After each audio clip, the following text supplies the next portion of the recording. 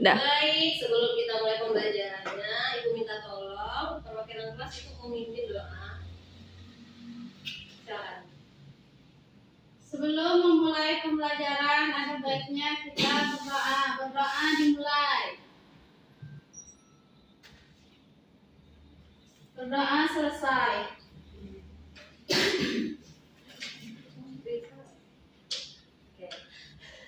Assalamualaikum warahmatullahi wabarakatuh. Waalaikumsalam warahmatullahi wabarakatuh.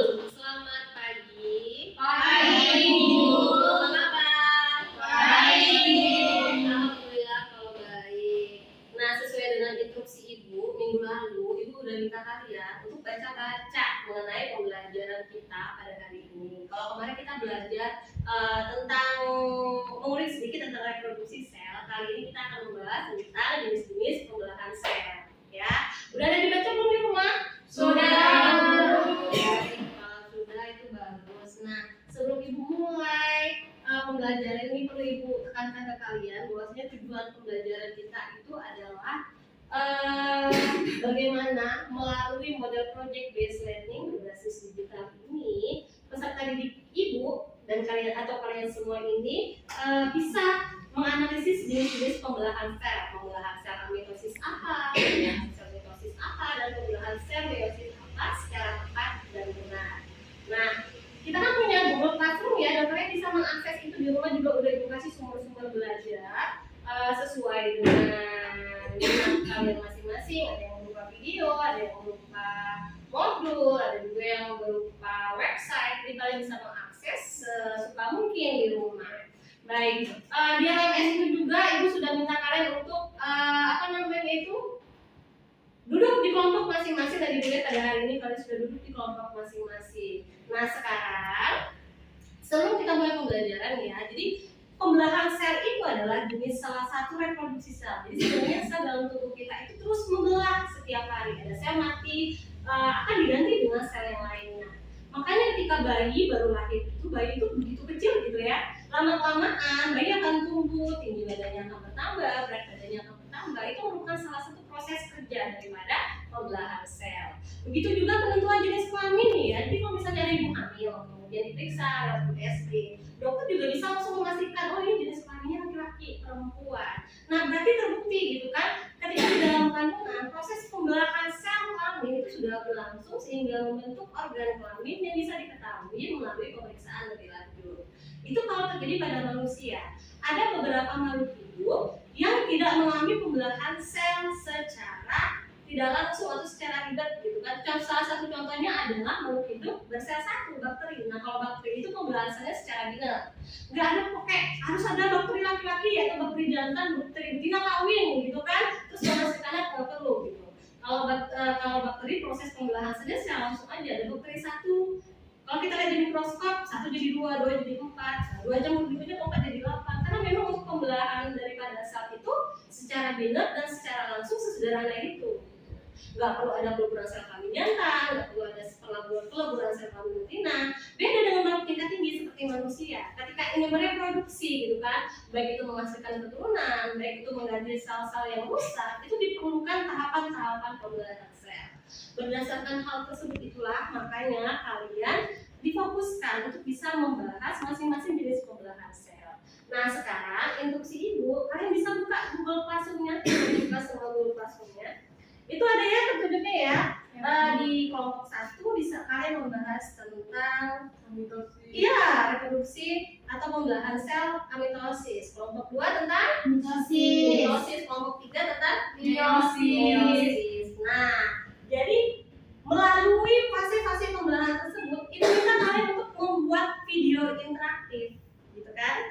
Bebas, kalian mau pakai aplikasi apa aja yang ada di HP kalian pergunakan gadget kalian seefektivitas mungkin. Kalian membuat video, jadi videonya itu memang harus ada kelengkapan dari masing-masing pembelahan. Jadi kalau misalnya kelompok 1 kan dapat amitosis, jadi harus ada fase-fase pembelahan amitosis yang lengkap terjadi pada video tersebut. Kalian boleh tambahin suara kalian, boleh kalian tambahin background, silakan kalian gunakan tampilan visualisasi yang menarik yang bisa kalian dapatkan dari internet. Pokoknya kalian bisa menggunakan HP atau gadget kalian. Mungkin yang belum ada aplikasi untuk editing video bisa di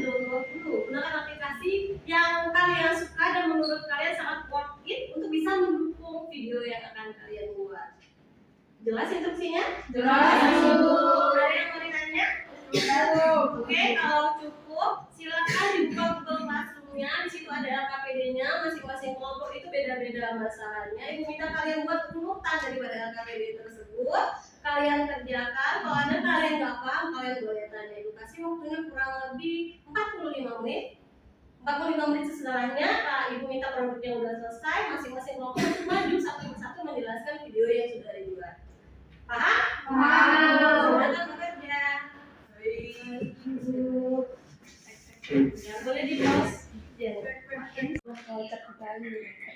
Jadi udah sampai mana itu produknya? Sudah Ibu, pakai Canva kami Bu. Pakai Canva. Iya. Semua gambar-gambar yang ingin kalian tayangkan di video itu sudah di-download dengan kapasitas yang terbaik ya? Iya, Ibu. Yang terbaik. Ada kendala? Enggak Ibu, tapi Ibu kalau misalnya tidak ditambahkan suara boleh kah Ibu? Atau harus ada suaranya background? Agar lebih interaktif kalian cari aja background. Jadi kan jangan terlalu besar juga. Terus kalau ini kan ada caption, ada kata-kata ya. Pokoknya ukuran daripada font untuk captionnya itu harus profesional. Jangan terlalu besar, jangan terlalu kecil. Pokoknya pas gitu kan. Oke Ibu. Ibu boleh nggak kami tambahin gambar kartun Ibu sebagai pendamping di video nanti? Boleh pakai foto kalian, dijadikan AI juga kalau misalnya kalian mau pakai AI, pakai foto kalian kan bisa, silakan. Boleh pakai artis Korea Mbak. Ya kalau nanti kalau ada yang nggak paham boleh ditanya. Iya Bu. Ya. Kelompok 2 bagaimana, ada kendala? Ini pakai aplikasi apa? Aplikasi CapCut Ibu. CapCut. Oke, jadi udah di-download semua gambar-gambar yang dibutuhkan Sudah, ya, Ibu. Oke. Itu setiap gambar itu maunya dikasih ya keterangan. Kalau kalian Iya, ada Ibu. pemula mitosis ya. Iya. Tahap pemula mitosis itu ada 1 tahap. Ada propasenya, metabase, anapase, telopase. Nah, setiap proses propase itu harus kalian jelaskan. Iya, Gunakan Ibu. font yang bisa dibaca, jangan terlalu besar, pokoknya yang profesional. Iya, Ibu. Sejauh ini ada pertanyaan? Nggak ada Nggak ada, Ibu. Baik, lanjutkan ya. Iya, Bu. Terima kasih, Bu. Mau tanya Bu, Iya. meiosis itu berarti ada 2 ya Bu? Nah, tahapannya. Kalau yang menurut kamu baca meiosis itu gimana, Rica? Kalau menurut saya baca itu ada 2 kali pembelahan Ibu. Berarti anafase, telopase yang dan lain-lainnya 2 kali ya Bu? Iya. Oh seperti itu. Itu pokoknya harus menjadi concern kalian ketika menjelaskan nanti biar kelihatan perbedaannya antara mitosis sama meiosis ya. Kenapa mitosis itu bisa menghasilkan anak kan yang persis sama induknya, sementara kalau meiosis itu setengahnya. Gitu kan? Kalian harus bisa membahas sampai di situ. Pakai aplikasi apa kita di sini? Animaker. Ini kan luar biasa. Sekali ada kendala? Sejauh ini nggak Sejauh ada. belum Bu. Pokoknya gunakan gambar-gambar yang terbaik yang kalian download dari internet ya. Baik Oke, Bu. Terima kasih Bu. Oke, proses pembuatan videonya kurang lebih 3 menit lagi, segera dipersiapkan. Nanti perwakilan tiap kelompok harus maju ke depan untuk mempresentasikan hasil produk dari editing videonya. Oke. Please, Ibu minta kesediaan dari kelompok 3 dulu untuk bisa menampilkan hasil produk video yang sudah dibuat. Silakan kelompok 3.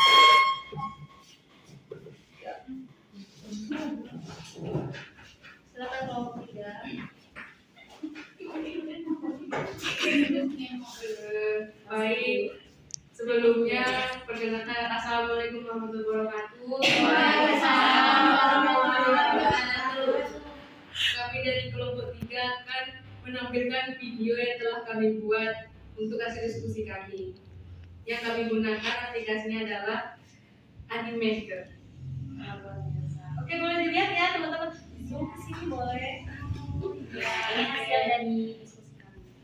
Ini pakai pembelahan meiosis. Mungkin bisa dijelaskan secara singkat pembelahan meiosis itu. Baiklah, pembelahan meiosis itu adalah pembelahan di mana hasilnya menghasilkan 4 sel yang haploid.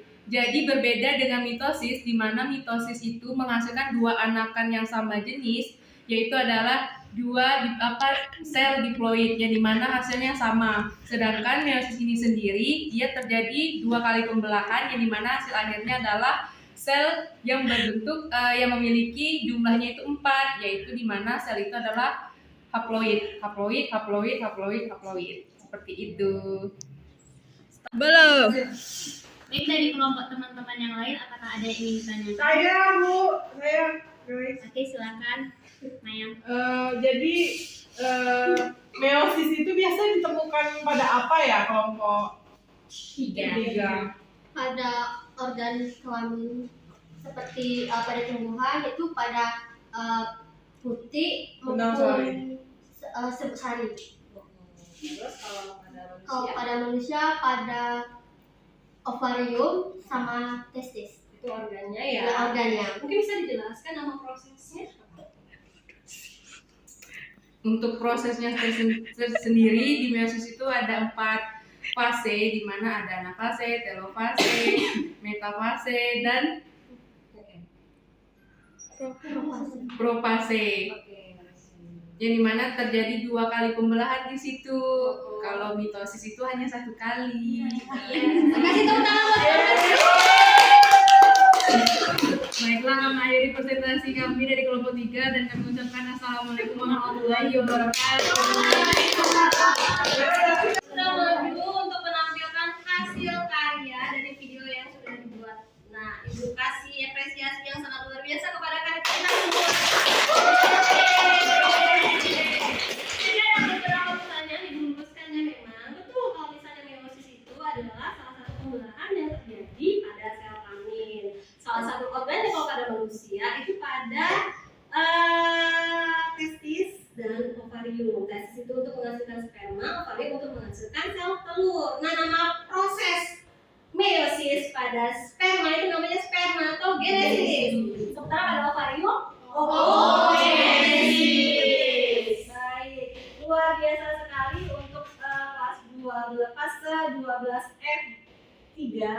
Nah, sekarang Ibu minta kalian untuk kira-kira mencari, untuk merefleksi dulu ya, merefleksi kelompok masing-masing. Kira-kira dari karya yang sudah kalian tampilkan, sudah kalian buat, kalian tampilkan, terus dikomentari sama teman-temannya, kira-kira kelebihan atau kelemahan apa dari video yang kalian buat. Nah, tapi kan kami ada ngasih saran ya, kira-kira kelebihannya apa, kelemahannya apa, untuk salah satu bentuk refleksi, supaya untuk mengevaluasi juga produk kita. Ibu kasih waktunya 2 menit, 5 menit lah untuk kalian membuat refleksi kelemahan sama kelebihan dari produk yang dibuat tadi. Ayo. Ibu.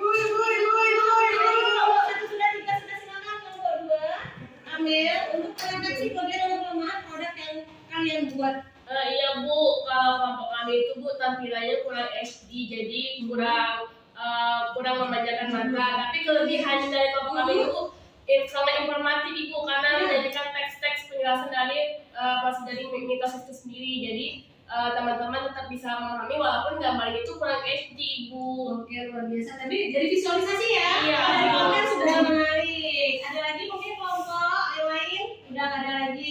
Nah, dari kelemahan sama kelebihan yang udah kalian buat tadi, aku minta kalian buat revisi video baru. Video baru dari hasil revisi tadi. Kalau sudah selesai, boleh kalian posting di sosmed masing-masing. Boleh di tag nama sekolah kita gitu kan. Nanti kalau bisa kalian tag, boleh tag ke akun Ibu. Jadi setiap anggota ya, ini bukan per kelompok, jadi setiap anggota harus nge-posting lagi hasil revisi videonya. Sosmednya boleh IG, boleh TikTok, boleh Facebook, dan lain sebagainya. Ada pertanyaan? Kalau nggak ada pertanyaan, kayaknya waktu kita sudah habis. Ibu memberikan apresiasi, terima kasih. Semua kelompok Ibu nyatakan aktif, kita kasih tepuk tangan untuk kita. Nah, untuk pembelajaran selanjutnya, kalau kita sudah membahas tentang reproduksi daripada sel, selanjutnya kita akan membahas bagaimana genetika. Apa aja konsep-konsep genetika. Ibu minta kalian baca ya. Ibu sudah menyediakan sumber belajar. Kalian bisa buka Google Classroom kalian. Untuk minggu depan pertemuan selanjutnya, Ibu harap sudah ada pertanyaan yang akan kalian utarakan ke Ibu terkait dari bahan yang kalian baca. Nah, baik. Ibu minta salah satu perwakilan untuk menutup kelas kita hari ini. Siapa? Silakan. Ketua Baiklah teman-teman, kita ucapkan terima kasih kepada ibu guru kita. Terima kasih Ibu untuk pembelajarannya hari ini. Sama-sama. Ayo tutup kelasnya. Assalamualaikum warahmatullahi wabarakatuh. Waalaikumsalam warahmatullahi wabarakatuh. Terima kasih. Selamat siang Mayang. Tadi kita udah belajar ya bagaimana kita membuat video tentang pembelahan sel menggunakan jenis aplikasi-aplikasi editing video yang berbeda-beda tiap kelompok. Nih Bu mau nanya nih, menurut Mayang bagaimana pesan dan kesannya dulu deh dari pembelajaran kita hari ini? Seru Bu, karena nggak tahu sih ternyata bisa pakai ngedit video pembelajaran pakai aplikasi-aplikasi baru kayak tadi apa animator. Sebelumnya belum tahu ada aplikasi untuk ngedit. Ternyata banyak. Jadi seru juga, jadi pas kita belajar juga banyak gambar-gambar, jadi lebih ngerti, lebih cepat, lebih ingat. Oke, menurut Mayang sendiri kalau misalnya di pertemuan berikutnya kita melibatkan kembali gadget kita, download aplikasi digital untuk membantu support proses pembelajaran, bagaimana menurut Mayang? Setuju Bu, setuju. Kayaknya teman-teman yang lain juga setuju karena biasanya pembelajaran bosan, tapi ini enggak Bu, jadi lebih rame dan lebih seru. Oke, kalau Ibu tanya dari optimalisasi waktu dulu ya, karena kan biasanya kalau kita membuat produk itu makan waktu lama. Nah, menurut Mayang sendiri proses pembuatan video dengan menggunakan aplikasi digital ini efektif dan efisien nggak kalau dari segi waktu?